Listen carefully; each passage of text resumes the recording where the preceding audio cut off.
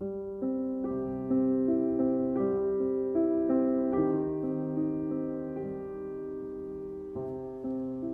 Wilson was first and foremost an alcoholic in recovery. He was a stinking, rotten drunk who by some divine grace was granted sobriety, was empowered to bring to the world this fellowship, this message. But I think, like any gift of this magnitude, simply to protect him, he was not granted the full knowledge of what the price would be. He was spellbinding on his own story anytime I ever heard him. And I think everybody else had that same sense. Because I think what people realized they were listening to was the founding myth, I guess, would be, it's not a myth, it's reality, simply a story of a founding, and that's what this was. And it was endlessly wanted and effective. Some of you people may ask, why do these drunks continue to drink in the face of certain destruction? Why can't they stop? Well, this story will illustrate. One day I was sitting in a brokerage shop, and I fell into a conversation with a man who proved to be an heir to a great fortune. And I began my sales talk on how cheap securities were, how a syndicate ought to be put together to gather these things up. And he fell in with the idea. And I was to be the manager. Moreover, I was to have a third interest.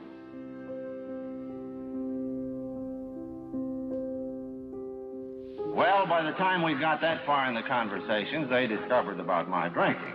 So they came to me and they said, look, Bill, we know you got a real liquor problem. Would you be willing during the life of this thing to sign an agreement that you will not drink? That if you do drink, your interest in it will be ended. You know, the curious thing is, I really believed that I could stay sober when the incentive was so great.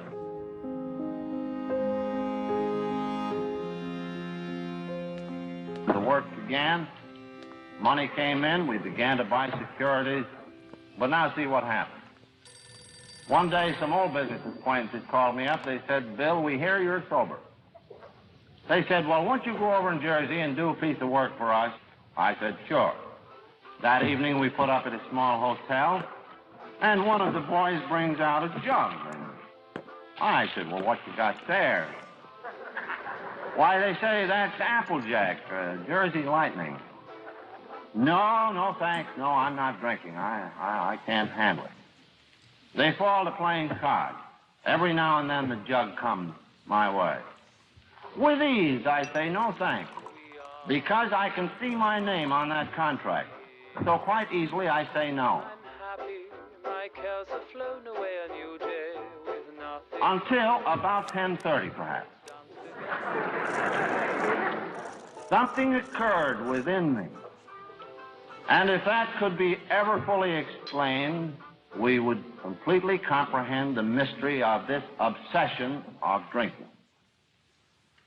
Why, Bill Wilson, in all your drinking, in Europe and since, never in all your life have you had any Applejack. Not one single drink of Jersey Lightning. And that idea began to take hold and possess me, so that when that jug was passed to me, a curtain had fallen between me and reality. So I said, thanks very much. I will have one little shot this time. It couldn't hurt me at all.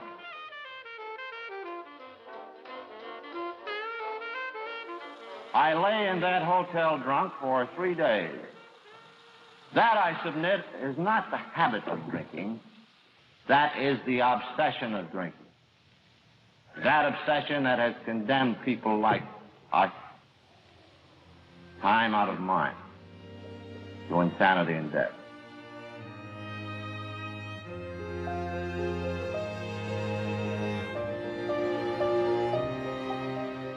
You know, at the end of the last century, they were talking about the most important people in the century.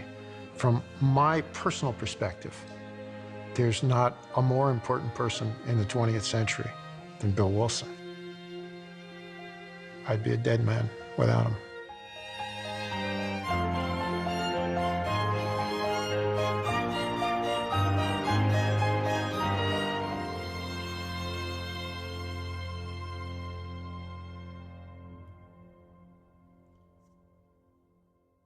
He had probably 30,000 wonderful opportunities not to go forward with AA. Discouragements that an ordinary man would have taken as sufficient. But he was not that sort. He was not an ordinary man. He looked like one, and well, he was tall, he was rather good looking in a dignified sort of way, but by and large, he didn't seem someone you would say, well, here's a Beethoven or here's a whatever. But he was an absolutely unusual man. There's no question about that, in my opinion.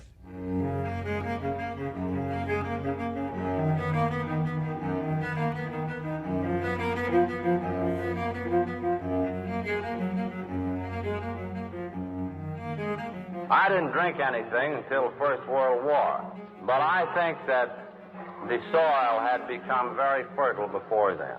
At quite an early age, my mother and father parted company, and I remember that was a profound shock to me.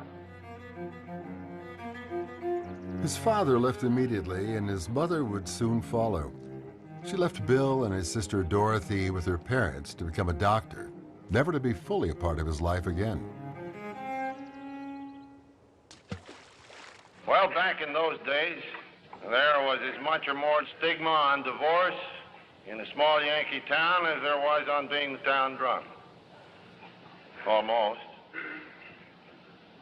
So, at 10 years of age, I heard the gossip of the neighbors. I began to feel different.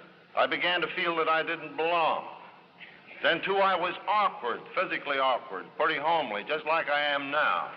Except then I cared much, and now I don't care a damn. And then this fierce desire to win out over these handicaps took possession of me. My grandfather, seeing this trait in me, wanted to encourage it. So he was always proposing the impossible. One day he said, Uncle Clarence's fiddle is up there in the trunk, but Willie, he said, I don't think you've got any ear for music. Right up to that trunk, out with the fiddle, put a chip under it for a bridge, get some wire strings at the grocery store, and I fiddled until I drove him just nuts. A desire so fierce that it turned into what the medics call a neurosis, an obsession. To be what? The first violin of the high school orchestra. And Bill would often tell the story. When he used it, instance, something that became very characteristic of his life from that day forward. Maybe it already had been, but what he called power drives. He would set his eye on something, and he would work like a fiend to get it done. He got to be president of the class, captain of the baseball team, first violinist in the orchestra, but there was still one thing missing from his life. I'd had a terrible inferiority about gals until finally the minister's daughter took me up. I say took me up because that's the way women do it. He had become enamored of, and apparently was reciprocated, a girl named Bertha Banford. So now I'm in love for the first time. I'm deliriously happy. I'm a success. I'm the #1 fellow all over the place. And this has never been very well explained, but apparently the parents and Bertha went off to New York, and the next thing known back in Manchester is Bertha has died in an operation in New York City. I used to sneak out, go to the graveyard where she was buried, and my whole life utterly collapsed. This time I couldn't be a #1 man. I couldn't win because the adversary was dead.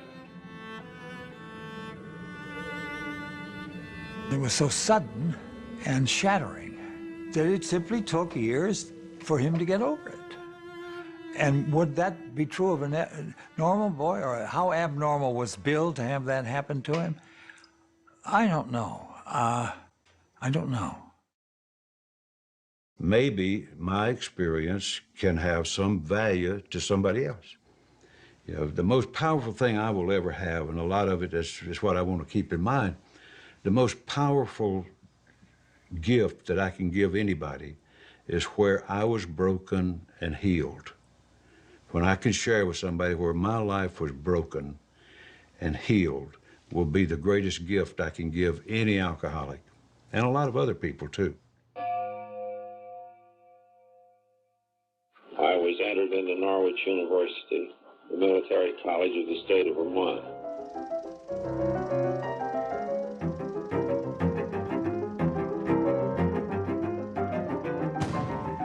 Meanwhile, I'd made the acquaintance of Lois Burnham, daughter of a Brooklyn physician. I think Lois came along and picked me up as tenderly as a mother does a child. And I was cured.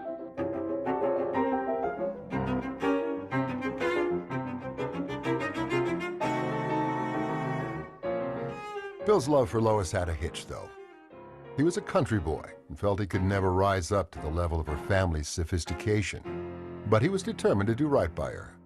Even before they were married, they seemed to have a whole bunch of, ideals that they were planning on living up to, and theories about the way to live and be healthy and smart and well-read and educated, and they had all of those plans. And one of them was that they didn't believe in drinking. And then the World War is broken out. And I'm stationed over in a little cotton town, New Bedford, Massachusetts. And the society people of the town bring us young officers of the fort down there.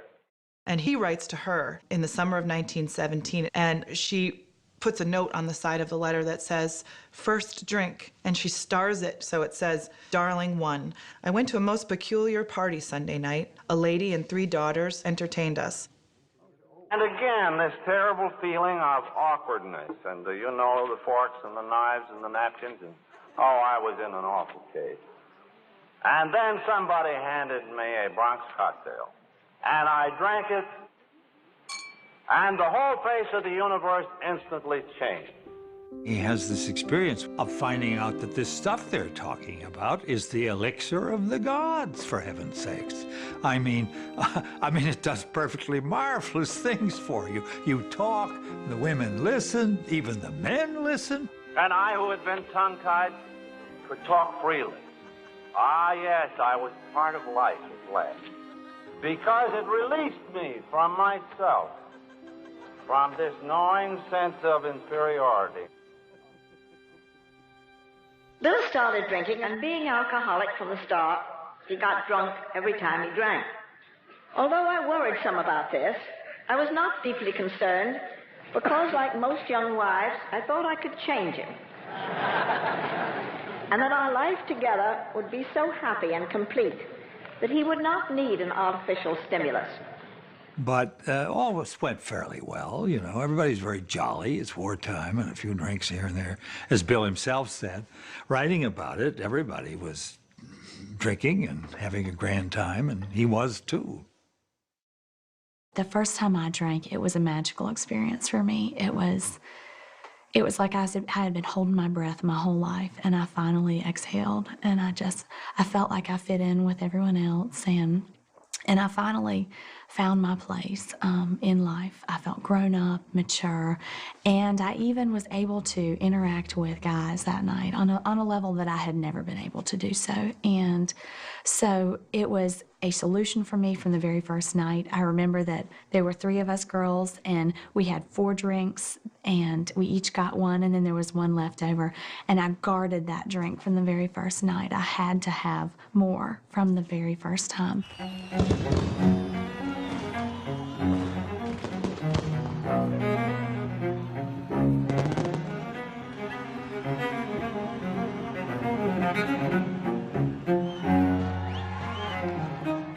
When Bill came back from the war, it apparently never occurred to Bill to go back to Vermont.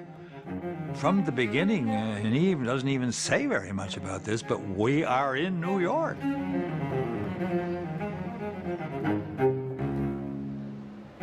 He connects with some people in the world of finance and had a knack for it. Bill Wilson is sometimes referred to as a Wall Street broker, and he never really was a broker. He got the idea in the 1920s when people were investing sort of wildly on rumors of going around and investigating these firms and finding out what was really going on. So Bill convinced Lois to quit her job, hop on her motorcycle, and risk everything for a chance at success.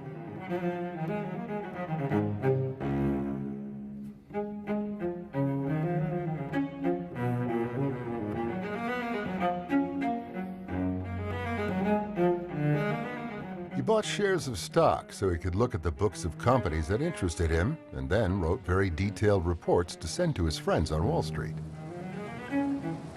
And one way to find out what was going on in the plant is headed for the nearest bar at quitting time and, sort of hoisted a fuel with the workers who were out to find out what was going on in the factory. And he did this in a lot of places, and I think that his skill was being able to take lots of discrete pieces of information and see what the whole picture was that they made up.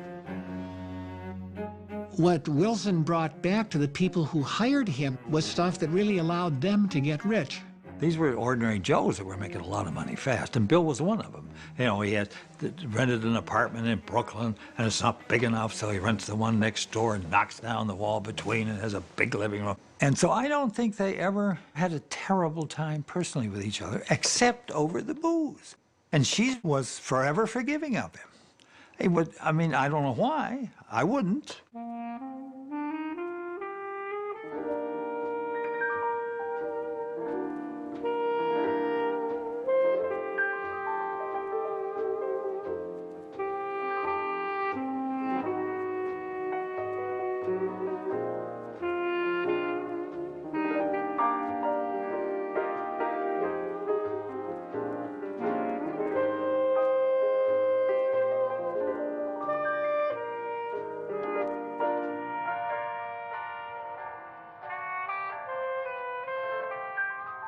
Lois said that she didn't know whether she or Bill wanted to have children more.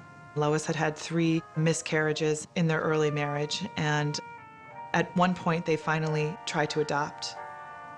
And they waited for this baby to come, and the baby never came. But it was later on in life that her childhood friend fessed up to her that the adoption agency had contacted them for a reference, and that she was unable to give a good reference because of Bill's drinking. Alcoholism is a treacherous disease. It is very difficult to admit to being an alcoholic because there's a real barrier to recognizing this.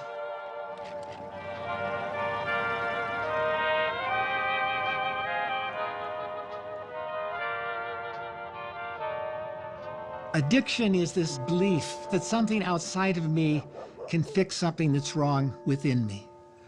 I can find a new medicine, I can find a new woman, I can find a new car, I can find a new boat, I can find a new job, I can find a new... No, the emptiness is still there. The emptiness is still there.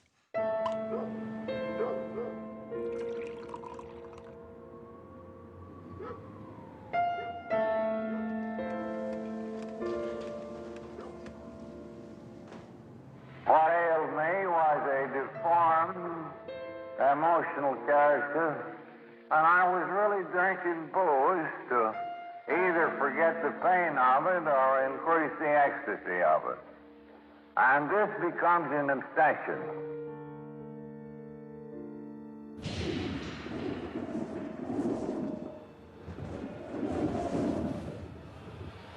And finally, there was a great crash in the market. I'm wiped out. Well, by this time, I'm a real lug. By this time, I'm a lone wolf in Wall Street. My associates were glad to see me go. We had been cut off from everybody. My family, his family, friends, we never saw anybody. And we were just 2 people against the world. That's the way it seemed to us. Finally, I slide down into a state where I was not drinking to dream dreams of power. I was drinking to forget. Around the same time that Bill is starting to really realize that he's powerless over his drinking, she writes a letter to him explaining how awful she's feeling. And she says, "It seems each night as if I couldn't go through another, and yet another comes, and yet another, till my heart is like a stone within me. It is so heavy, and a great dullness spreads over me, till all things, good or bad, taste alike."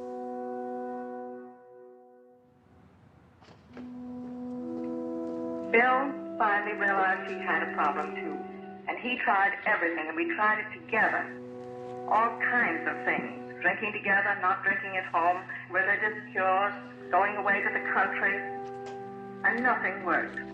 She said she had a terrible time staying mad at him because he was so pathetic and so sincere about wanting to quit.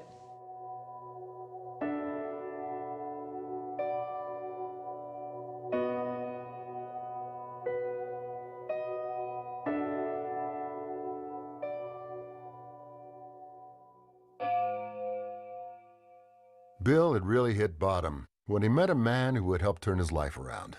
Like Bill, Dr. Silkworth lost everything in the crash of '29, but he found a home in a drying-out place called Towns Hospital. He had a knack for working with drunks, and though he couldn't offer a cure for alcoholism, he treated it as a disease.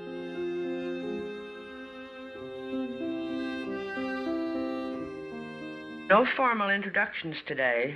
I agreed to abide by the rules of Alcoholics Anonymous. Bill, do you want to just start right out by telling us how and when you founded AA? Yes. If you don't mind, I'll start a little bit in the middle. All right. In the summer of 1934, I lay in a drying-out hospital on Central Park West. My wife was downstairs talking to the doctor, and she was asking the doctor why I couldn't stop drinking. And the good man was obliged to tell her that I had an obsession of the mind that condemned me to drink against my will, so that if the drinking was continued, I would be destined to go mad or to die. In fact, he told her frankly that she would soon have to lock me up if my life was to be saved. When the psychiatric asylums became almost the only resource that alcoholics had outside of jails in the opening decades of the 20th century, there was a sense, there was a kind of belief that there was no such thing as alcoholism as a primary disorder. There was only untreated underlying psychiatric illness. So what that meant was alcoholics were subjected to mandatory sterilization laws along with the mentally ill. It meant they were subjected to the heydays of electro and chemoconvulsive therapies. It means they were subjected to psychosurgery, particularly prefrontal lobotomies.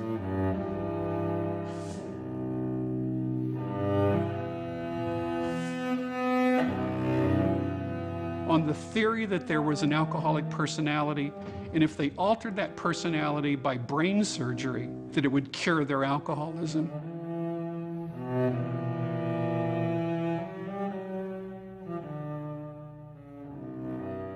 I well remember leaving the hospital, and I suppose it was mainly fear and constant vigilance that kept me sober for the next few months. Then came that day when you had to work in the department store. It was November 11th, 1934, Armistice Day. And I proposed to go to Staten Island to play some golf all by myself. So Bill gets out to Staten Island, where this public golf course is, and he's riding on a bus. And the guy sitting next to him has got a rifle, a target rifle of some sort, and they get in a conversation about this wonderful rifle the guy's got, and they're having a conversation. And all of a sudden, accident. Right in front of the speakeasy. Glenn says, "Let's go in and have a drink." I said, "Yes, let's do it." So we sat at a table. I ordered ginger ale. What? He said, "Don't you drink?" No, I said, "I am an alcoholic. I'm a guy who has an obsession. This obsession drives me to drink. According to the doctors, I've got a physical sensitivity that condemns me to go mad or die if I keep it up. That's how bad I am. That's why I'm drinking ginger ale. Okay, the fellow said, please go right on. So he's telling this guy this story and drinking his ginger ale. The new bus arrives, they get on the bus, they go to wherever they were going to go, the end of the line, and now it's lunchtime. The guy says, why don't we go in and have some lunch? We got into that bar room. That buzz that we all know in bars was rising. My mind again began to wander back to the days when I could drink. The obsession was descending upon me. Suddenly, the bartender comes along beaming, and he had one in each hand, and he planked the drinks down in front of us and said, boys, have one on the house, it's Armistice Day.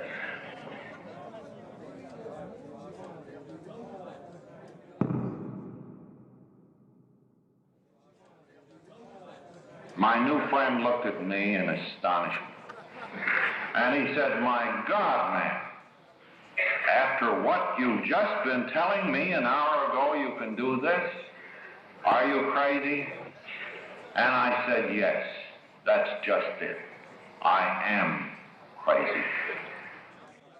I think he was at a point where he really, really thought that self-knowledge was going to keep him sober. Understanding the problem, understanding how it worked in him was going to keep him sober. I mean, it wasn't even that his nose was rubbed in it. It was like he was smacked up the side of the head with a bat, you know? It was so clear that he believed in the depths of his soul the last thing he should be doing is picking up a drink. He picks up a drink. My name is Phil, and I'm an alcoholic. I had a brief period in New York City where I got good jobs and lost them, which is sort of the story of my life. I would get very good jobs. People would have a lot of confidence in me. I was able to not drink. I knew that I had to watch my drinking and not really stop, but watch my drinking. But I would always pick up the drink and destroy everything. And I would always say, never, never, never again. Somewhere along the way, I picked up the drink, and the whole thing happened all over again, except worse. I hustled 42nd Street. I did just about anything with anybody, as long as a drink was involved. And finally wound up at the Bowery, at the men's shelter at 3rd Street. And by the time I got there, I had pretty much determined that I couldn't function, that this world was not a place for me. And I think I had just about bottomed out. I didn't know what was wrong with me. I didn't know from alcoholism, but I was ready to listen and maybe not debate so much inside my head, because I was a great debater, especially if anybody said anything about my drinking. I could always justify it, you know. I went on drinking steadily, quart of bathtub a day, sometimes 2 or 3. Bathtub, my friend, means a species of gin made in Prohibition time. When one afternoon the telephone rang, an old schoolmate was on the other end of the wire. I hadn't seen him for years. I said, hello, Abby, come over. And I thought to myself, when he comes, we'll drink together over the kitchen table, as in the old days. He came in. I looked across the kitchen table. I pushed him a tumbler of gin, and he said, no, thanks. I said, what? No, thanks. He said, I'm not drinking. And he looked across the table at me, and with a half smile, he said, well, I've got religion. Gee, he might as well have hit me in the face with a wet mop. Oh, boy, what a disappointment. Well, I said at last rather weakly, what brand is it? Well, he said, I wouldn't call it brand. It's just common sense ideas that I picked up from a group over here. They call them the Oxford groups. 6 months ago, I got released from my desire to drink by practicing very simple principles. Now we see nations free On the march for gold. What Ebby brought to Bill was the whole Oxford Group message, which was you become part of our group and you acknowledge the existence of higher power and clean house, meaning clean up your life and so on. Something like that, which ultimately, of course, is expressed exquisitely in the AA program and the 12 Steps. Lois comes home one day and finds this letter on her coffee table from Bill, and it says, "Dear Lois, I think I said that if matters approached a crisis, the inevitable result of the first drink, I should go to Towns. I am going there. I shall not delay a moment. Yours, you do not know how dearly, Bill."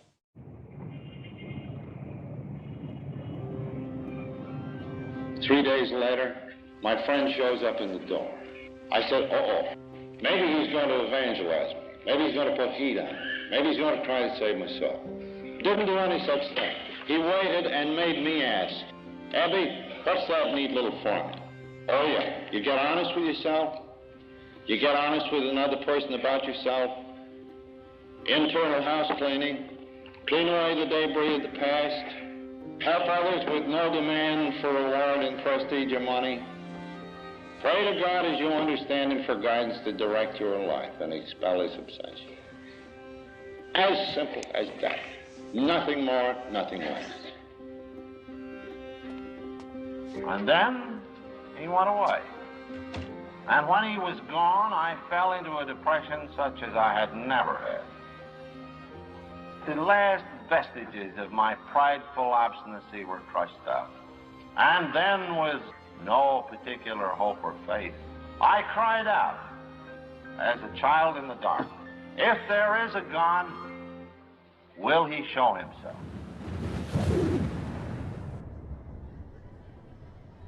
And then it seemed that that room lit up in a great glare.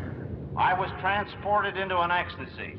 It seemed that I stood on the top of a mountain and a great clean wind was blowing. Not of air, but of spirit. And I was free. At length, of course, I realize I'm still on the bed, but I am in a different world. A great peace has settled down. Well, for me, that was the beginning of feeling that everything was completely all right, that indeed now I was a part of life at last, that I had touched the ultimate reality of a loving God.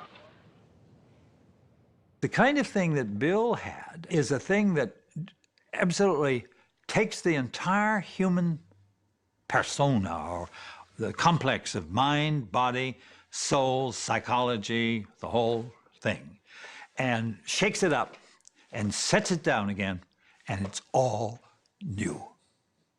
It's different. It is life change.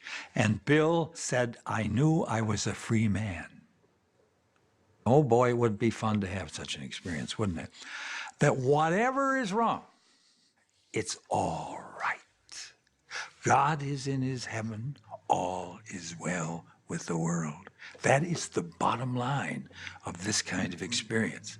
And you go forth as Bill Wilson did, and you do what you can to make things better.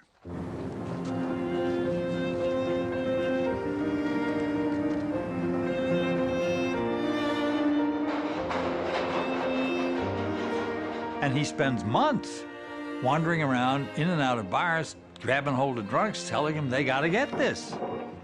Well, it's very nice if they can, but of course none of them could. He didn't get a single soul to sober up doing that. And that's when Silkworth dragged him in and said, "You're going at this wrong. This isn't going to work. You can't get people to sit down and have your kind of spiritual experience. It isn't going to happen. Tell them how bad it is. Go back to the precondition. Tell them they're hopeless."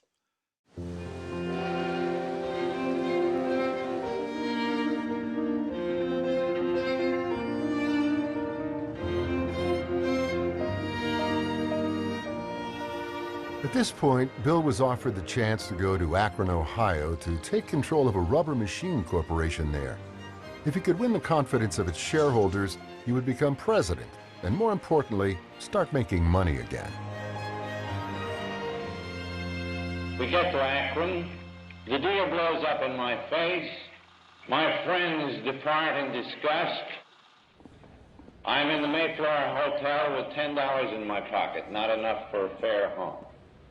For the first time since that experience in Towns Hospital, I began to be afraid. It was Saturday afternoon. The barroom was filling up. I found myself walking up and down in the Mayflower lobby, and there stood a church director. And absently, I kept looking at him. Then suddenly, I was seized with a real panic.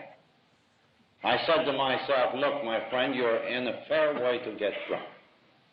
And then it occurred to me that even though the effort I had made with other alcoholics had apparently brought nothing to them, it had brought a great deal to me. I need another alcoholic so that I can forget my troubles by talking to him. I need him as much as he needs me. Bill was famous in telling his stories for making them sound good and not fussing too much with precise detail. And so the version of the story that comes down to us is that he called Reverend Tunks. And I said, I'm an alcoholic from New York. I'm in a bad way. I'm not drunk, but I may get that way. I gotta have another drunk to work on. Well, this was something of a shock to the good man. Drunks, run by one, were bad enough, but not by twos and threes. However, he caught on. He was very nice. He gave me a list of some Oxford group people.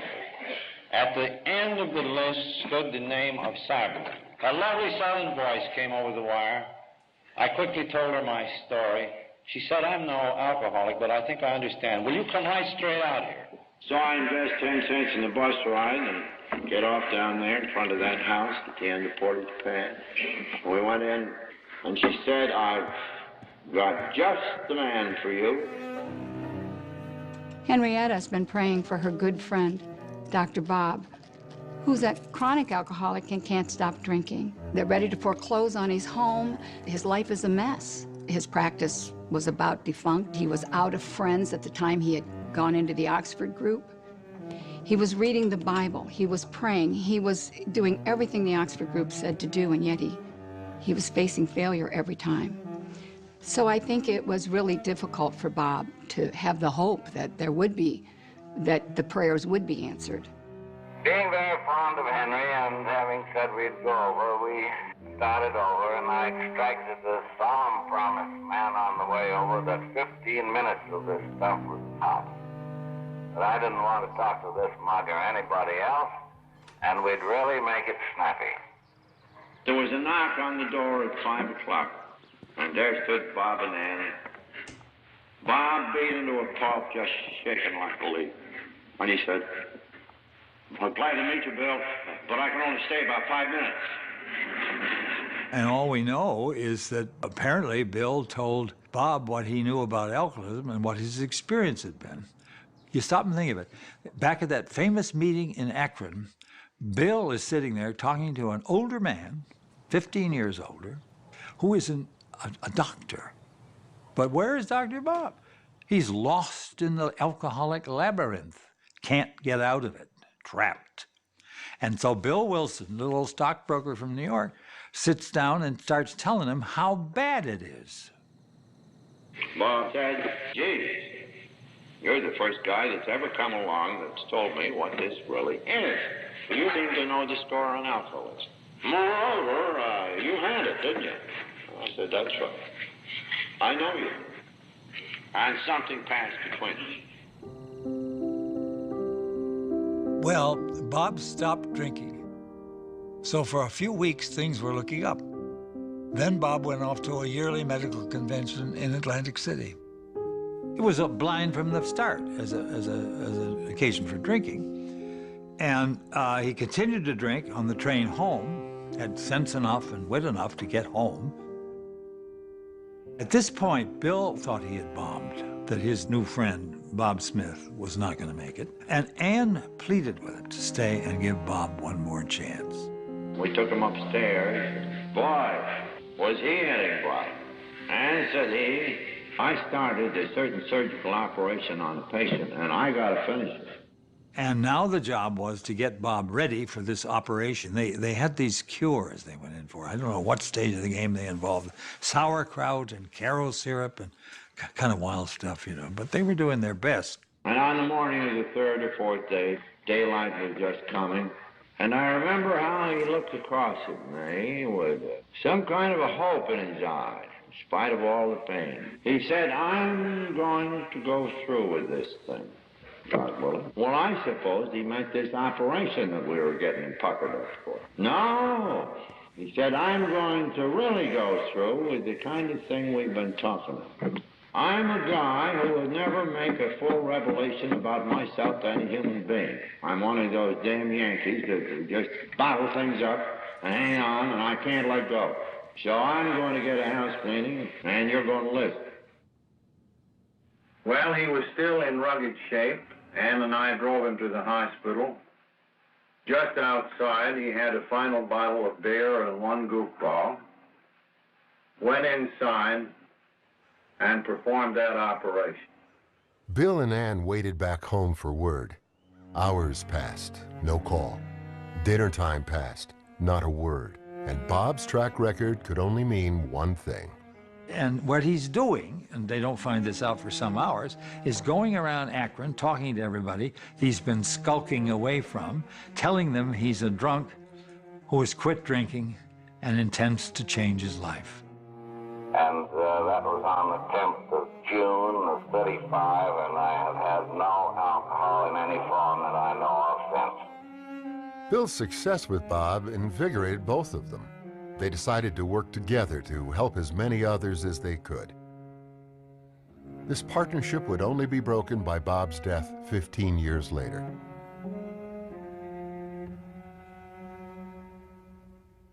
Well, certainly, Bill spent the summer in 1935 in Akron he was staying with Dr. Bob, and certainly they were working with drunks. They were doing that. But I don't think that was really the reason that Bill spent as much time as he did in Akron. Bill didn't give up the dream of being successful with this proxy fight he had going. And I think one of the things that was driving that was that Bill felt that his failure in the past had been caused by the fact that he had always given up and given in too easily. So there's some great letters between Bill and Lois during that time frame where she clearly wants him to come home. She misses him. And he says, I really have to stay here.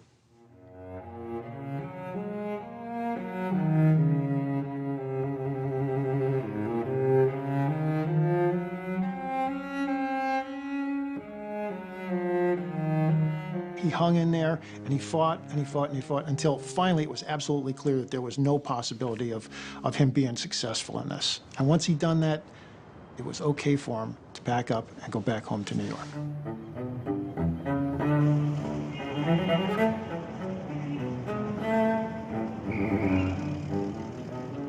Bill goes back to New York with a great deal of enthusiasm, starts carrying this message in a new way, and very quickly picks up two new recruits, Hank P. and Fitz M. And Henry G. Parkhurst was the first drunk Bill sobered up in Towns Hospital after he returned from Akron in September of 1935. So there was a special bond with Hank. So we went out to the highways and the byways and tried to find, wasn't too hard, I guess, other alcohol. And he brought them home to our house.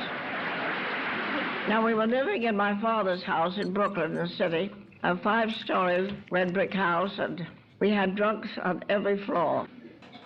The next few years were a great experiment. Bill was willing to try anything to help people get sober. By this point, Hank Parkhurst had become Bill's right-hand man in New York, and together they fought through the failures to find out what worked. I had got back into business briefly, but again Wall Street collapsed and took me with it, as usual. Failure, failure, failure was our constant companion.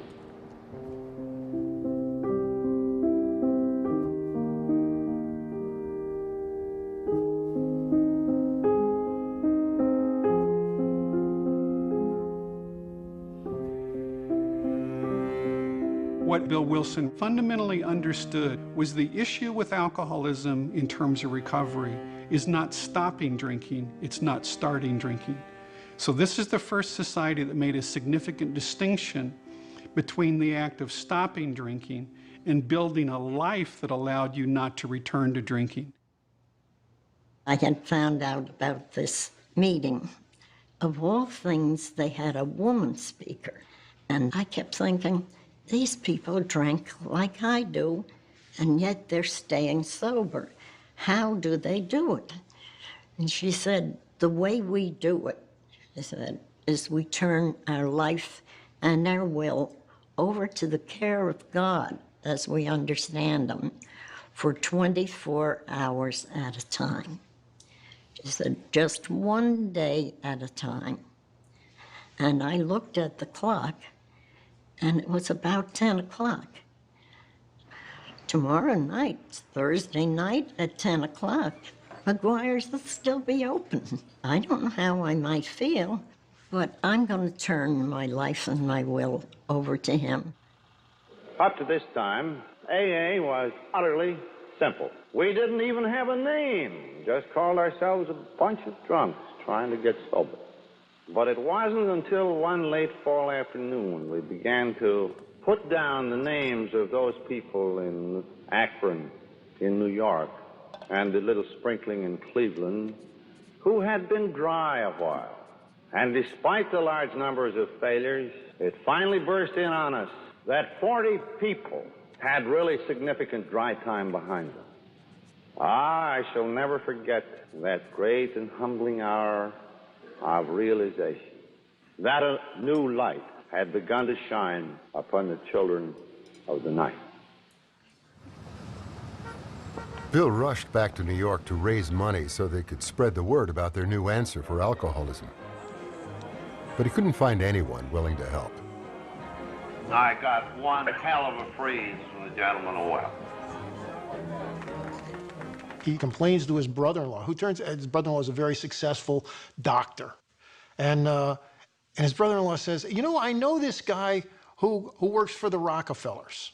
Could there be a better connection for a guy who's in New York City and he's looking for funding for a project that's going to get people sober? The Rockefellers had been pouring a lot of money into this temperance movement for years and years and years. You want your sweet, innocent girls to take to booze so they can be enticed into honky-tonks by slick-haired vultures who prey on the flower of American womanhood. I say alcohol must go.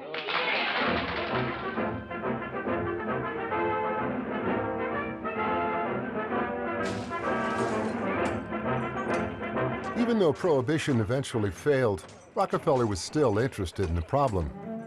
And Bill was able to meet with some of his closest advisors, who took a real interest in helping Bill find a way to spread the word.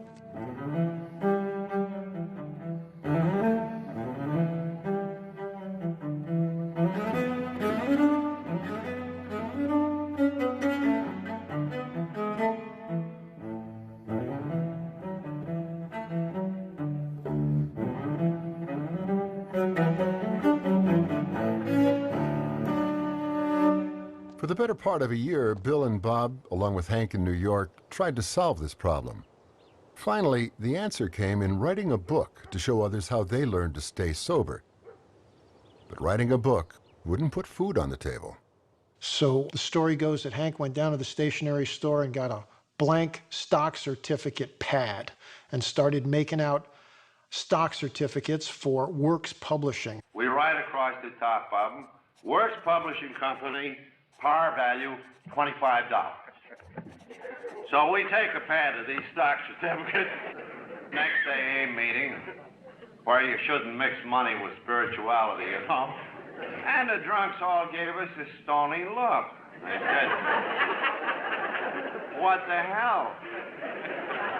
You mean to say you're asking us to buy stock in a book that you ain't written yet? They didn't have anybody in New York City that could fork over $25, so they came up with a time payment plan, $5 a month for 5 months to pay for your $25. And they started selling shares of stock. So a trickle of money started to come in, which began to feed the Wilson household and my old friend Hank's household. And I began to slowly dictate the chapters of the book to Ruth Haack. Now, there's these legendary stories that there were huge, huge, huge fights over the words and the verbiage used. Well, the fact of the matter is, in the beginning, that was not the case.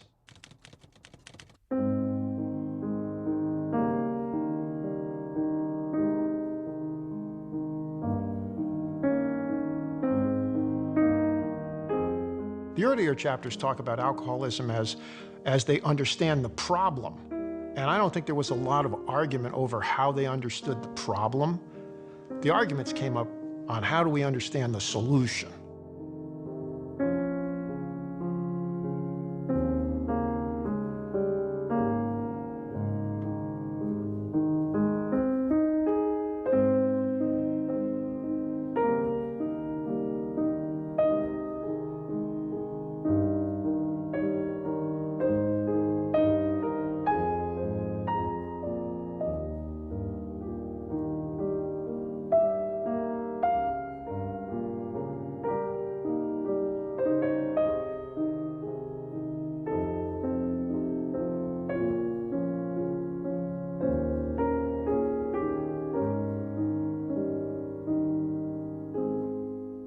So then came that night when we were up around chapter 5, where we really had to say what the book was all about and how this deal worked.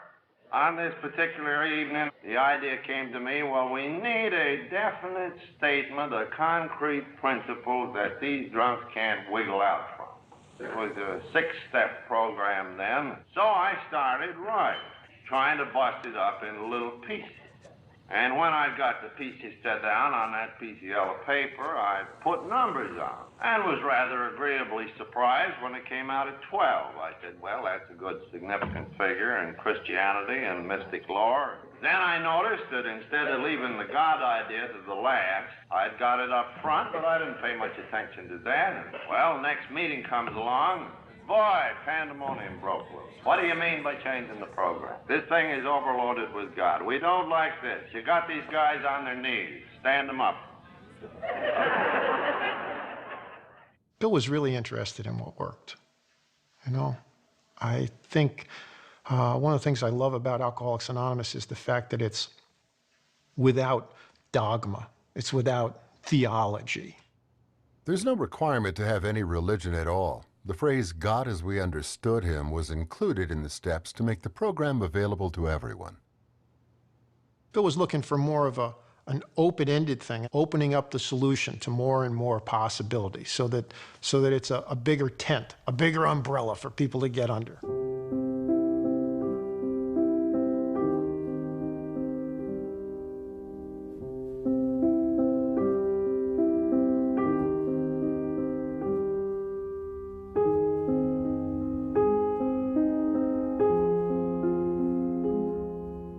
One of the things that intrigues me historically about the steps is how well those steps have held up in time.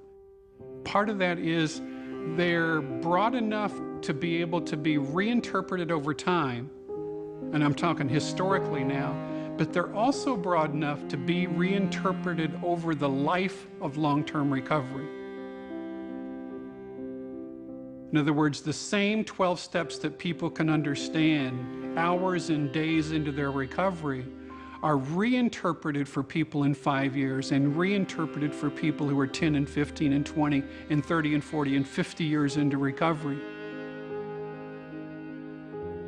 So that what began as a program of how do I stop drinking are the same steps that will be used by other people for profound spiritual growth long after the point of any appetite for alcohol has long ago disappeared. I was in prison, and I went to a meeting one day, and a fellow came in from outside, and he spent the entire meeting talking about that process of inventory. The 4th step in our program is the inventory step. 4th and 5th have to do about identifying what we call causes and conditions, sort of examining my life. You know, what is it that drives me in such a strange kind of way? And so I listened to that fellow and went back and I said, all right, I'm going to do that. And I sat down on the bunk in the cell. And I intended to write a little story about what a victim of circumstances I was, and I really wasn't this kind of guy, you know. And That's what I had in mind. But literally, what happened, I wrote 2 lines about that. And then it wasn't a clap of thunder or anything, but all at once I think that delusion came to an end, and I saw with clarity who I was. That day I surrendered. And I acknowledged deep, deep down that I can't drink. That war's over. It is over. And 50 years later, I have never doubted for 1 second. I understood from the beginning that I was listening to uncommon wisdom. I had that very word. These people know something that I didn't know. I mean, even such idiotically simple things as it's the first drink that does it. I didn't know that. One of the last 2 or 3 drunks I went on, I made a formal resolve that I would have but 2 drinks. Well, you have the first one, and the fellow making the next decision is a different fellow. He's chemically changed from the guy who bought the first drink, you see. I didn't understand that. I didn't know that. I thought you were the same fellow all along. No, you're different. It was a rough haul to get there, but the book was finally finished.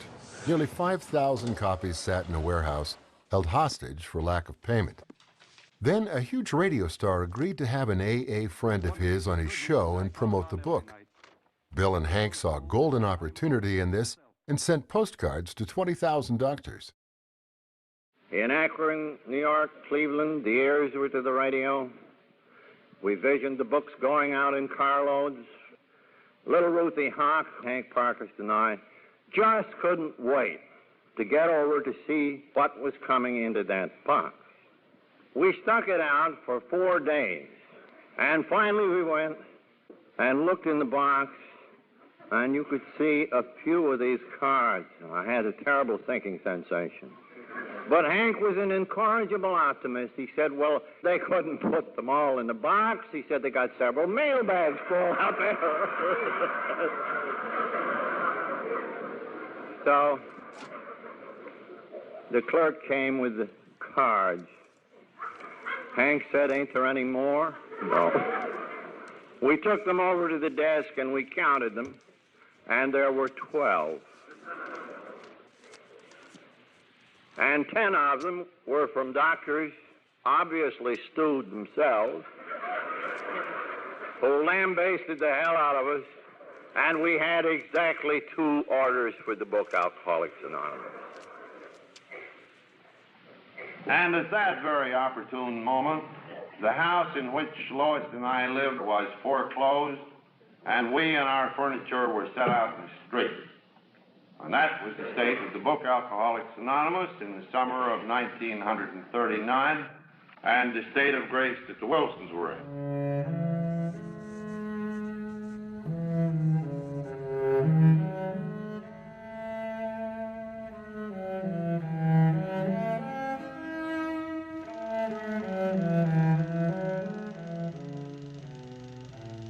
As Lois put it, she and the drunks and Bill all had to go. They lost the only home she had ever known, the home she had been born in. They lived, as Bill put it, entirely at the goodwill of AA members for 2 years. What would we do? What would we do? An AA lent us a summer camp. Another AA lent us a car. The folks around New York began to pass the hat for groceries for the Wilsons. It was really very confusing and difficult time.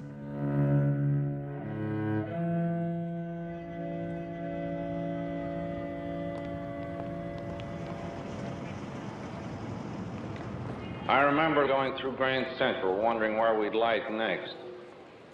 We were very tired that day, and we walked off the main floor there and sat on one of those gorgeous marble stairways leading up to the balcony. And we both began to cry and say, well, will we ever have a home?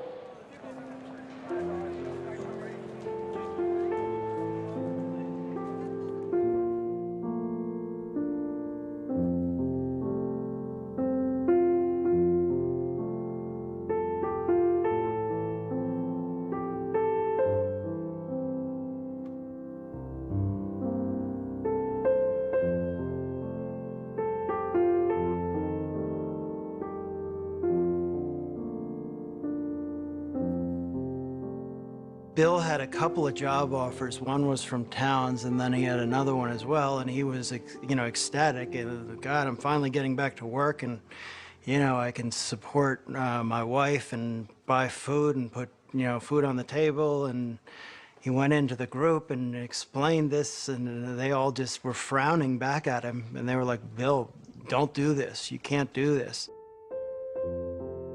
And so, he was put in the place of having no money, no job, and then being asked to continue to have no money and no job and a wife to feed and himself to feed.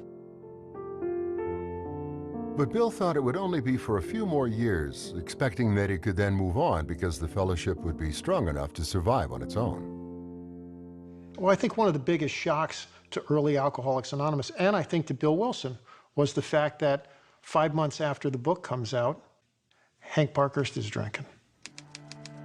That must have been a crushing and painful thing for Bill Wilson.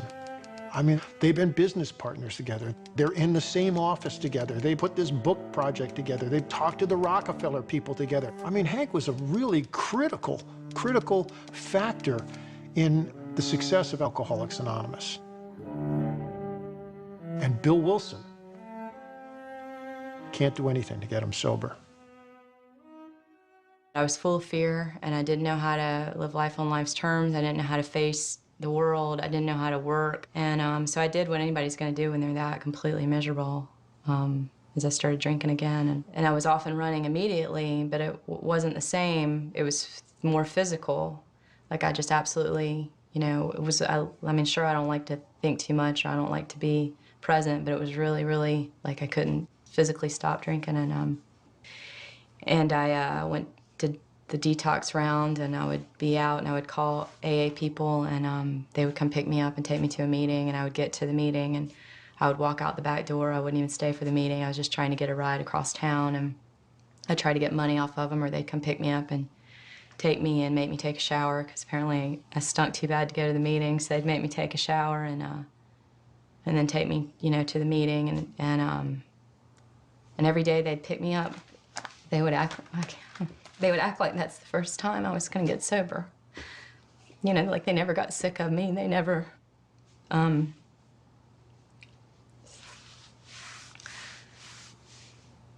got sick of me, They never acted like I was wearing them out or I was whatever. It was always new.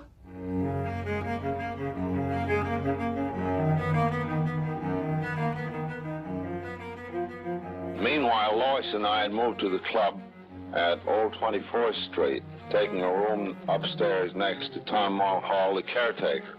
And in one way or another, we slid through the year 1940 on this basis. It's very interesting, the change, I think, that took place in Bill Wilson's understanding of what alcoholism was. And where this change began was that story again going back that's retold so often. Bill's at the 24th Street Clubhouse. He's told there's another drunk who wants to see him. Old Tom knocked at my door, and Tom says there's some damn bum from St. Louis down there. Do you want to see him? I heard a slow, labored step on the stairs. And finally a figure appeared in my doorway. And his coat was drawn about him, and it was covered with sleet. Father Dowling, by the way, a non-alcoholic, was a chronic arthritic who really spent the whole of his life in great pain. And so to find a situation where there can be shared honesty, where two people let each other know how much they hurt. It's only in that setting, it seems, that healing can take place, this healing of the spirit, of the soul, of whatever part is being torn apart inside of us. And part of Bill's working with alcoholics was he had this thirst for more always, and he tells Dowling how this thirst is just something that, will it ever be quenched? And Dowling's answer is no, never, Bill. Because we are meant to thirst. The question is, where do we aim what we thirst for? And that his thirst to help alcoholics was surely an expression of his seeking of God.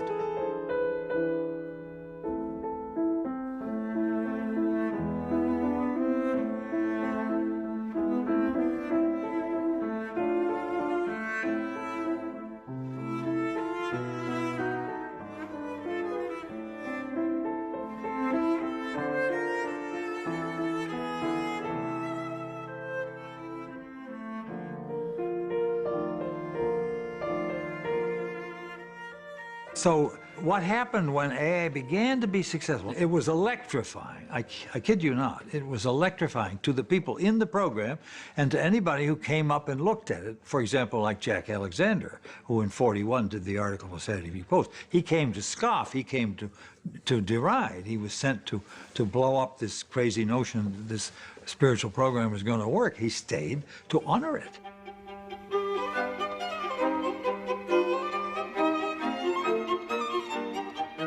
In fact, the Post at that time said, no pictures, no article.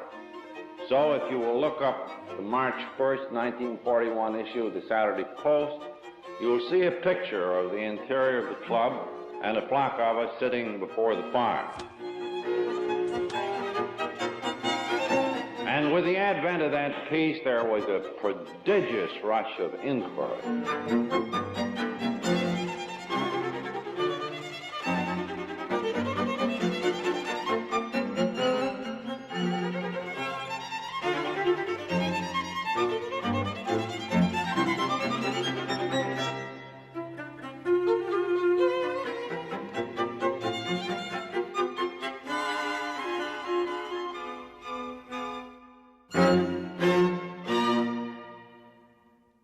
During this year, something very good happened to Lois and me.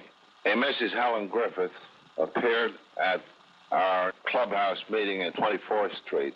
She began to talk of a house in Westchester. She said we couldn't live forever in the club.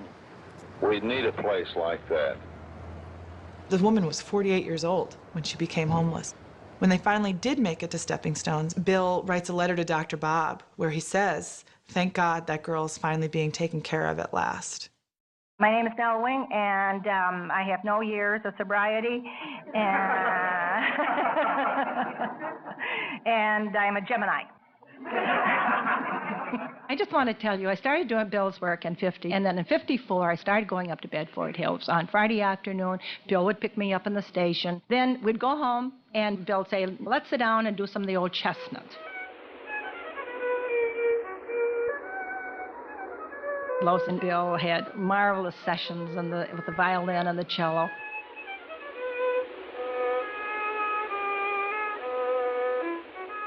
And Saturday morning, that was the work day, and Bill would be dictating, which he liked to do. That's why I got up, because he liked to dictate at home. He didn't like to come down to the office and do all that dictating. And however, I was to learn later on what was going on in this era of the 40s that was supposed to be an era of unity, and most of the time it was an era of disunity.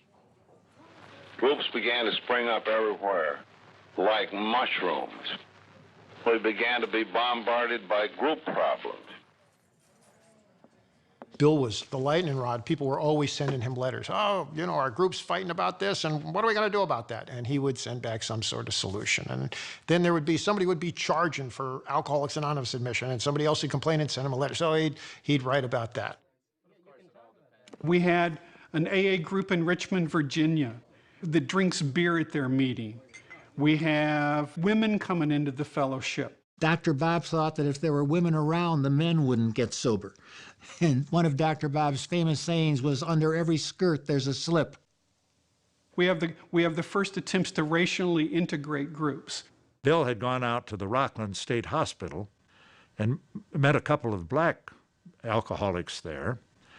And he invited them to come to the meeting in New York when they got out of the hospital. Well, when they showed up, members objected. So they took a vote on whether these two members could belong to the group. Now, these were AA members, people who have the 12 steps and the spiritual program and everything else, and they voted to exclude these two black men that Bill had invited to the meeting. Well, instead of having a knockdown, drag-out fight about it, Bill asked them to take another vote. And this vote was whether black people should have the program, whether they were entitled to have the AA program. And so they did vote and agreed that they should have the program. Well, then Bill got them to let the two men come to the meeting as observers. And Bill began to think about what are we going to do, because he had, if you will, if I may put it this way, he had solved the problem of the individual drunk getting sober. Now, how do these individual drunks hang together long enough to stay sober? And that's where the traditions come in. Bill saw that AA as a movement would cease to exist if there weren't some set of practices to guide it. But he also knew how loud the objections would be to the thought of any kind of structure. So he made great use of AA's national newsletter, The Grapevine, to explain the concepts behind the 12 traditions. Now, it wasn't all going forward with great guns. There was a lot of dissension, a lot of second thoughts, a lot of disagreement and anger, and Bill was not one to give in. As I say, he could do a little arm twisting when it was necessary. Bill knew he needed to have the fellowship's approval to move forward with the 12 traditions, and with Bob's blessing, he set out on a cross-country trip to get it. Alcoholics are really very explosive material, and they still are, even sober. So the problem of the future for us is this. Will the disruptive influences among us finally tear us apart? I am supremely confident they won't. Not because we are a better people, but because we are a weaker people.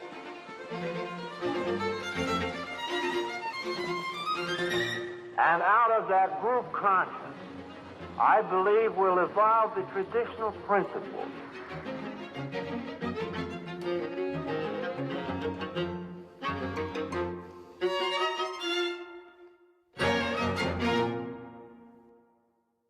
You know, odd, he went 3 years to night school of law, and he never picked up his degree. He was drunk the time he was supposed to do it, but I always thought it paid off because AA is a brilliant instance, in my opinion, of the design of structure of an organization for survival. A genius is not a word I use lightly. I think the man is a genius for what he did with the 12 traditions of Alcoholics Anonymous. We just would not be here without the 12 traditions. We would not be here.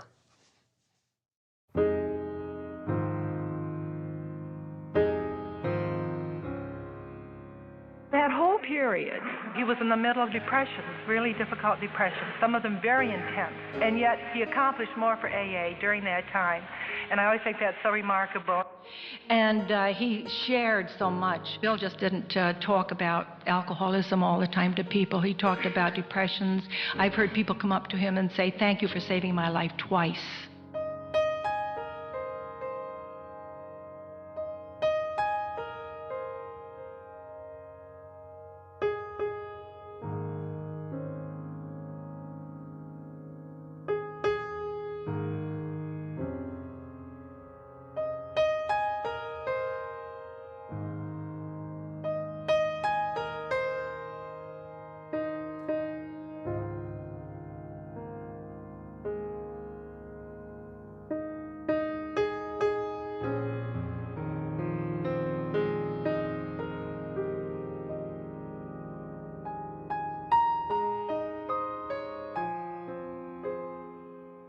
With the passing of Dr. Bob in 1950, Bill lost the only person who really understood his position and could help him carry the weight of AA's success.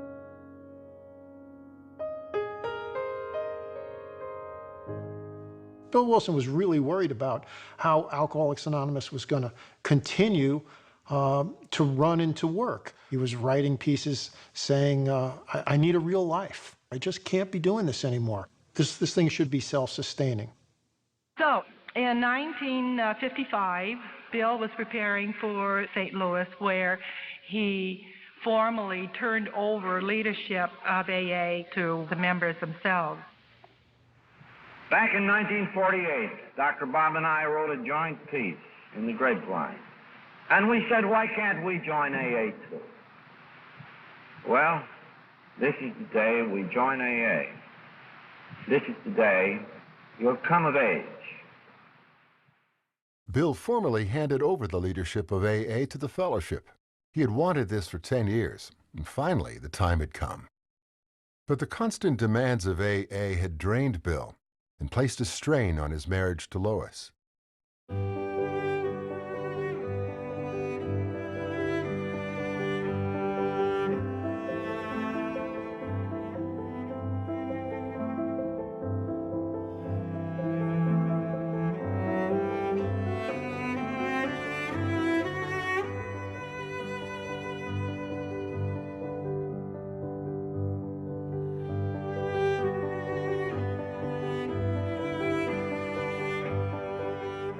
The rental house became not just a haven for Bill and Lois, but also a refuge from the unrelenting adoration of the fellowship. Bill would always have trouble letting go of AA, but AA refused to let go of him. He had become #1 man in the one place he didn't want it, a society where everyone was equal but him. Here's the man who founded Alcoholics Anonymous, but he couldn't be a player in AA because he was just turned into some sort of icon, some sort of god.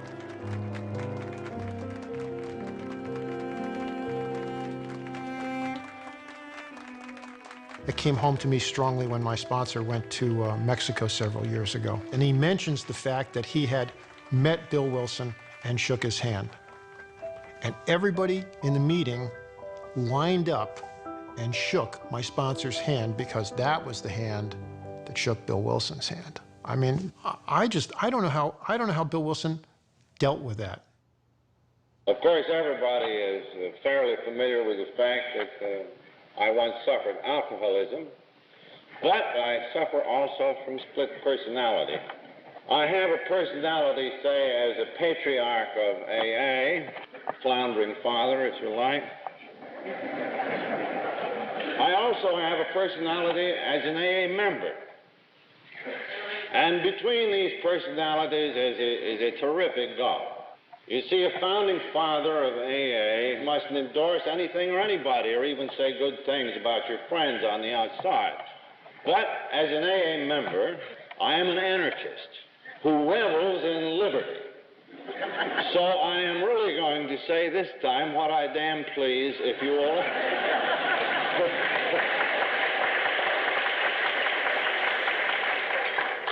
If only you will receive me as Mr. Anonymous, one of the poor old drunks still trying to get out. There's a renegade quality to Bill Wilson that at the time everybody else is ready to celebrate the achievements of AA. Bill's obsessed with the people who still aren't making it in AA. And that obsession is going to lead him into some boundary areas that could bring great controversy to AA. Bill Wilson's experiments with LSD. LSD. Those three letters conjure up such decadent imagery. Timothy Leary in the heyday of Haight-Ashbury. But this was before then, when it was still a drug of promise, not a drug of abuse.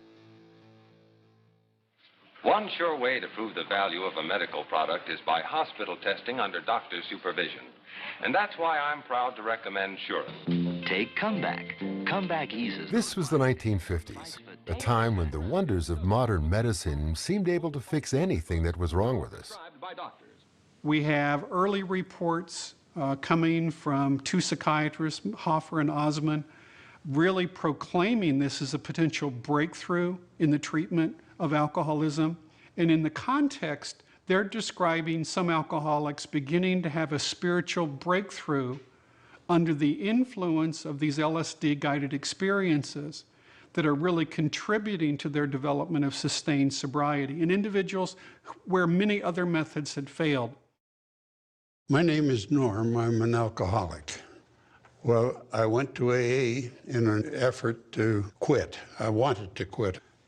And AA just didn't work for me. I heard about LSD, a drug that some doctors in Western Canada had found out about and felt that it might help.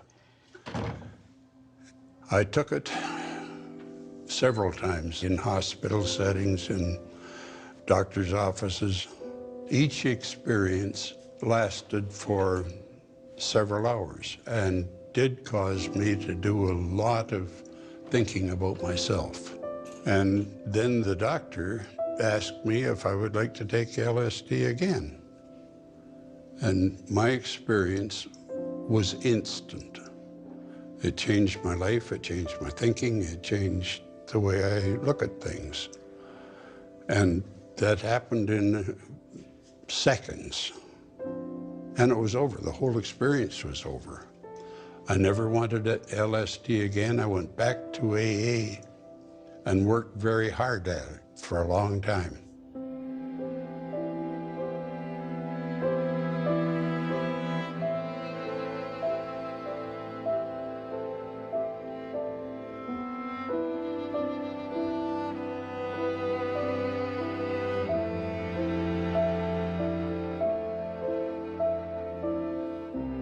And he really did go through a period of deep infatuation with this drug, and the thought that this might both revolutionize the treatment of alcoholism and also be a tool for great spiritual enlightenment.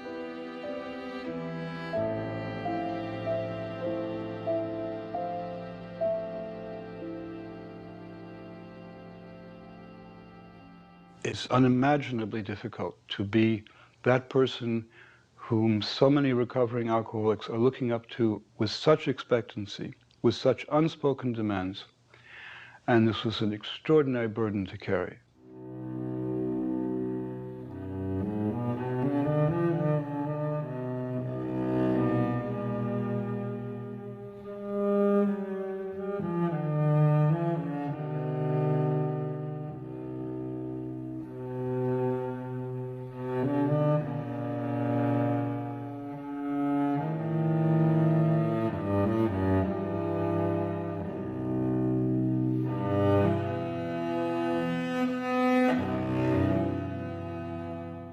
And I think as his life went on, his spirituality was being drained by the thing he created. And more importantly, as the years went on, he felt himself to be farther and farther removed from that experience, that spiritual, that enlightenment that gave him the gift that he gave to us.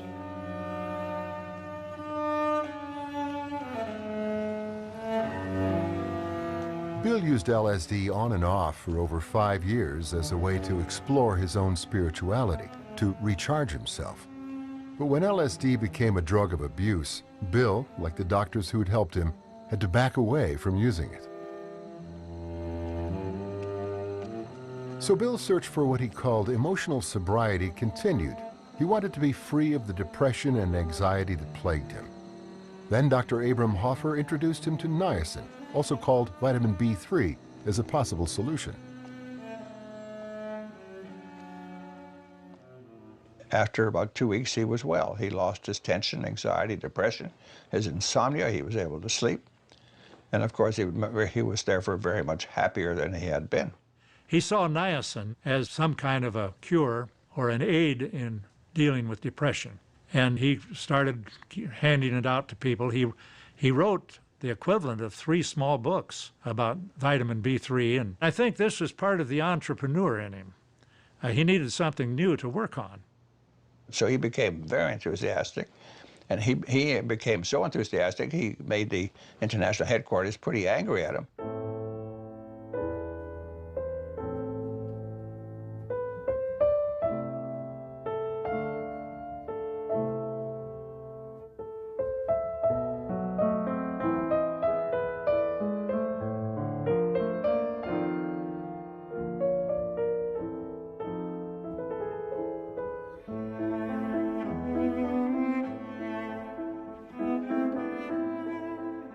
Bill develops a professional relationship with a woman, Helen Wynn, who is occupied with Bill in the vitamin B3 therapy and in Bill's experimentation with LSD.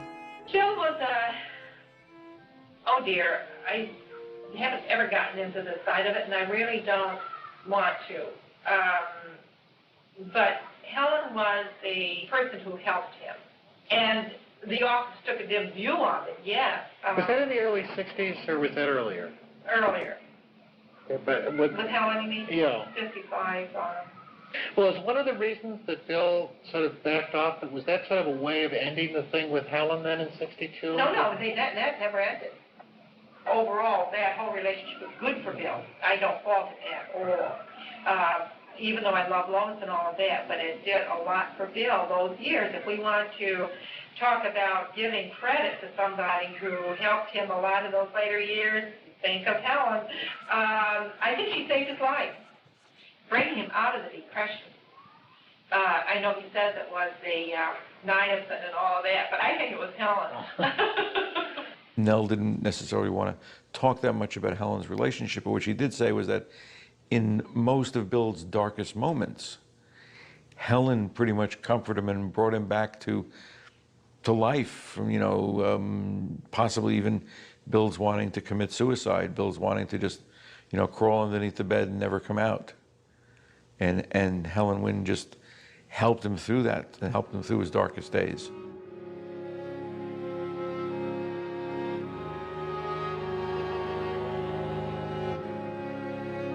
My mother, bless her soul, was Helen Wynne. She was a very inspiring human being. She was very joyful, she was very light-giving, she was very intelligent, she was very gracious. She was very good at what she did, and she'd had some publicity when she was an actress, probably for some of her drinking escapades too, I think. Seeing you and Jed think I'm a bum. Now, you're just a perfect woman, just a lily-white angel. Bob, how dare you talk like that? Gertrude's father's right. Helen Wynne was a very competent editor of The Grapevine, and she wrote to me in the mid-50s and asked me to write an article with her, and we seemed to get along real well, and I met her in 1958, and she was just moving up to Pleasantville. She had a young son, but it was her relationship with Bill that apparently terminated her employment. I think from the very start, they were extremely aware that their attraction to each other was fraught with difficulty because both of them, particularly Bill, was extremely concerned about the future of AA. I do know that cost them a great deal. The very essence of AA is about this spirituality of imperfection. And the idea that within that you would elevate one of the co-founders as sort of the perfect person. I don't think there's any allusion to that. I think if anything, it sort of adds testament that this recovery thing is complex, that that people can stay sober and have other flaws that they're still going to continue to wrestle with and work on. That's the nature of recovery. And in this particular instance, my mother also suffered from depression and doubt and fear. So it was a blessing and a revelation to Bill to be able to be so open and trusting and fearless with another human being who loved him for whom he was. For sure, he recognized who and what my mother was and took enormous pleasure in her company. And God bless them.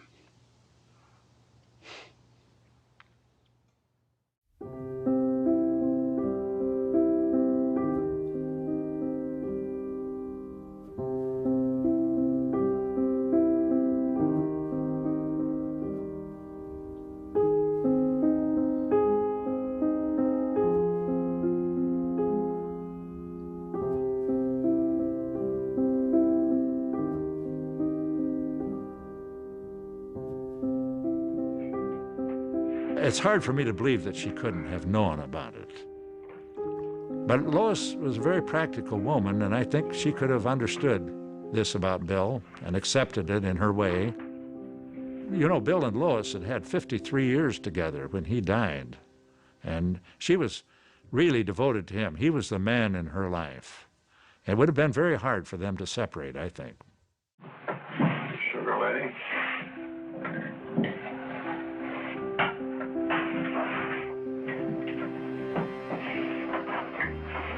You know, Bill adopted the St. Francis prayer in his later years, got it from Father Dowling, his spiritual advisor. And it's almost a formula. I've often said I don't know that Bill was being at all pious in taking this prayer up.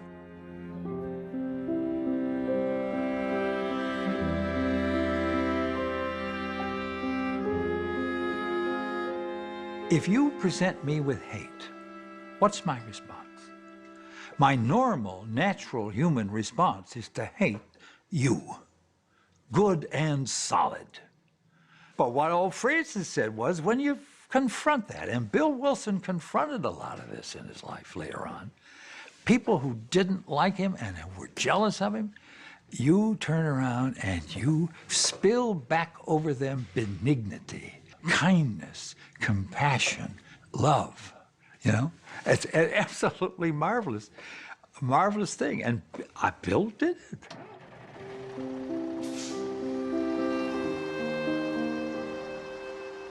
Bill's visibility as the leader of AA began to reach society at large. He was offered an honorary degree from Yale University, but Bill turned it down because he felt he needed to set the best possible example for anonymity. concerned that ego-driven members might follow and threaten AA's very survival. Likewise, he turned down Time magazine's offer for a cover story. The impact of this thing could have been enormous and brought in great numbers of people. So the saying no was something to keep awake nights about, and I did. I hope and believe that this was the right decision. It is the best that I can do. I leave it to you and to the future for whatever it may be worth.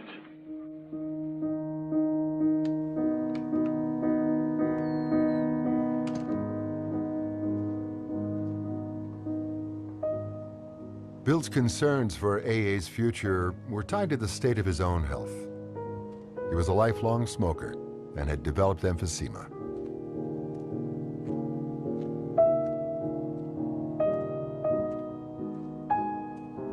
He believed in a lot of walking. I could do about 5 miles a day, but as time passed, that amount of walking became more rare. But he did not give up. Bill kept going, absolutely striving forward all the time.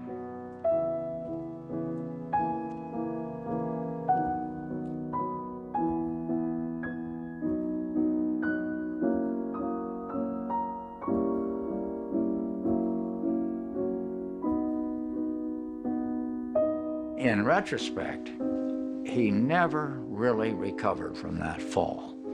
From ever afterwards, he was a little more hesitant and a little slower and so on, progressively so. But I must tell you about his last appearance at one of these international conventions down in Miami, Florida. And it came Sunday, and there's a closing part of the program. And as we were all in this great big room, I got up on the stage, the curtains part, and of course the place just went wild with applause and cheers and what have you. And he, with effort, got himself to his feet and just made a very, very short talk. Dear folks, there's always something new in one's AA life. And what do you think it is with me this morning? It is that I am absolutely speechless. So I can only say, may God bless and keep you and Alcoholics Anonymous forever.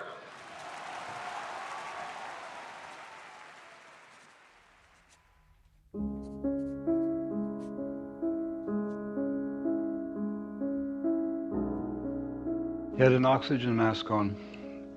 He could hardly breathe. And I held his hand for a few minutes. My mother was there, some other people. And I think everyone stood at the brink of powerlessness and bewilderment and just stood there watching.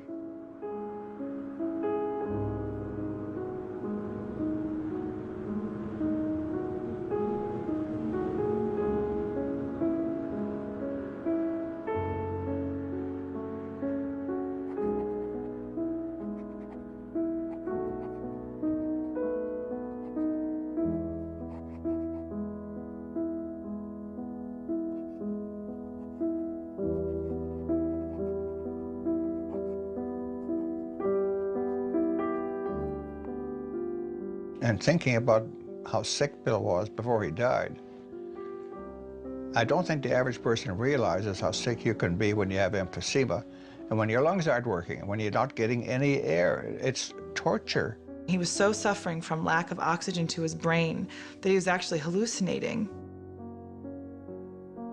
The story came out that on his deathbed, Bill asks for alcohol.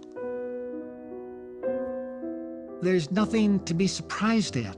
This is the most natural thing in the world for an alcoholic who's under the influence of drugs, obviously. Some of the brain cells and chemicals are not acting normally, and I find nothing unusual and nothing to be scandalized in it. This is the nature of alcoholism.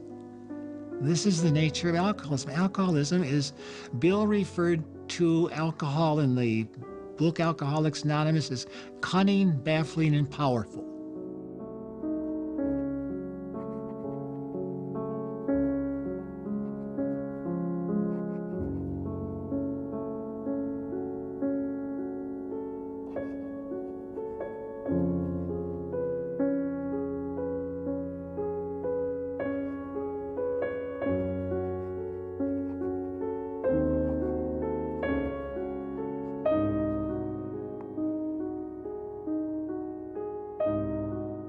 They saw this extraordinary man who had given this extraordinary gift to the world doing battle with his personal demons, who came to haunt him, to attack him at the end.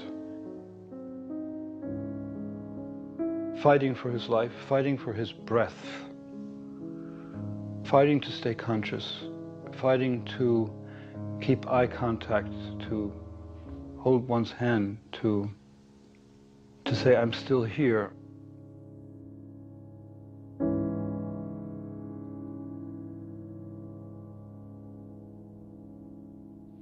The co-founder of the most successful effort ever to help alcoholics stay dry died late Sunday, and as he had provided, then gave up his anonymity. He was William G. Wilson, Bill to the thousands of drunks who found help in his example, and when he died at 76, he had not had a drink in 36 years. And he once explained why AAs stay anonymous. Not to avoid a stigma, he said, but to keep our fool egos from running hog wild after money and fame at AA's expense. It's not anything I'm inclined to spill over about, but I am eternally grateful the man lived and did what he did. You say, well, somebody else might have done it. Yeah, but he's the one who did it for me, you see. He piloted this course out of the very deep woods that alcoholism is. I think his contribution to the human race is of an order that has not yet been fully realized.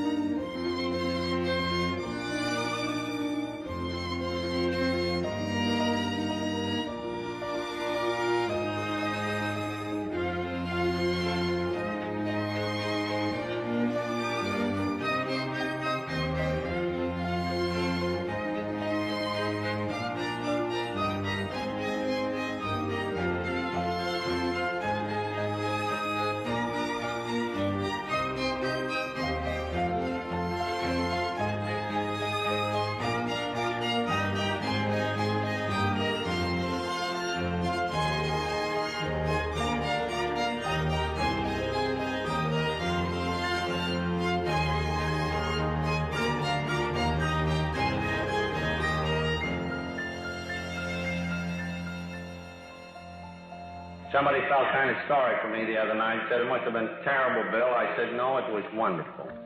Those, for me, were the wonderful years of AA, the years of struggle. Why? Because we could see that people had begun to get well, that the chain reaction was starting that might one day spread over the world. That's what kept all of us going then. What was a little tough? What were a few difficulties in the face of a spectacle of God's bringing something new into the world, especially into that dark world we knew so well.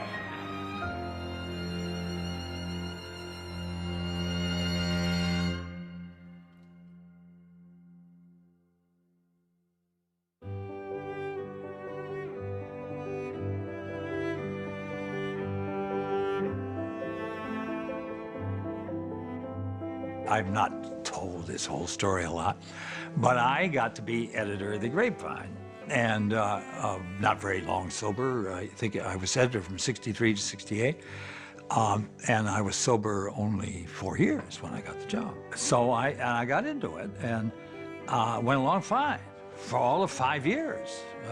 I think I was something of a fair-haired boy because I was the first editor in some years who hadn't cut up and carried on. And so we put an issue out that had on the cover, Winds of Change. Well, that's not a great word to use around AA circuits. If I had it to do over, I think I'd have thought that one through again. You talk about issues that didn't make the grade. I realized within a few days of the emergence of this on the scene that I had created a storm. But the thing I got from it was a lasting, permanent memory of Bill Wilson operating in a crisis. The crisis was me, and they had to muzzle this bird who was about to run away with their magazine. I thought I was in for a drubbing, you know, but not at all. He suggested that I had perhaps been a tad imprudent. And then we wandered off talking about the Oxford Group and its difficulties and this and that, just a lovely conversation. That's all there was to it. It was my exit interview. But at this point, all I'm doing is recording that he was a very great guy to get fired by.